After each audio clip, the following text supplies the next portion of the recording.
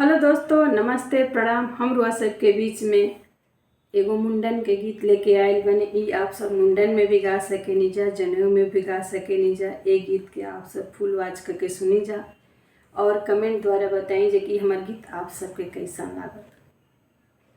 भाभी झूठे मुँहे नेवाता पेठवलू, भाभी झूठे मुँहे नेवाता पेठवलू।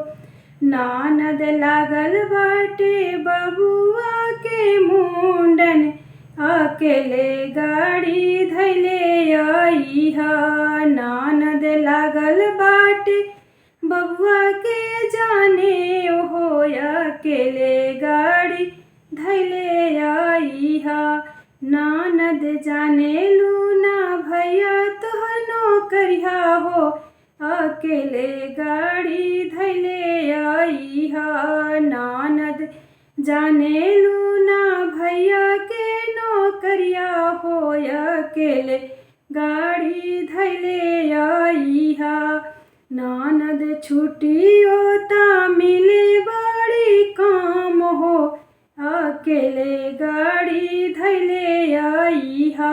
नानद छुट्टियो ता मिले बड़ी काम हो, अकेले गाड़ी धैले आईहा। ननदोई जी से टिकट करैहा हो, अकेले गाड़ी धैले आईहा। ननदोई जी से टिकट करैहा हो, अकेले गाड़ी धैले आईहा।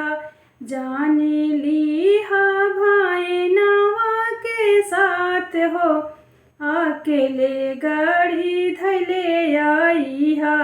जाने लीहा भाईनवन के साथ हो, अकेले गाड़ी धैले आईहा।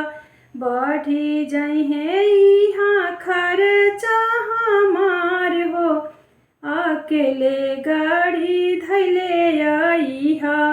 बढ़ी जइहे इहाँ खर्चा हमार हो, अकेले गाड़ी धैले आईहा।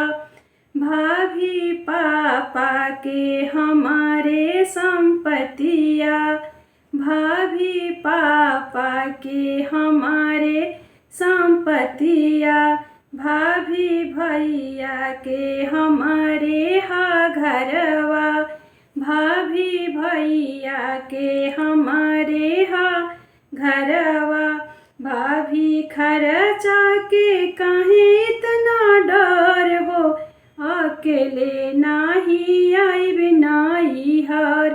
भाभी खर्चा के काहे इतना डर हो, अकेले नाही आइब नैहर।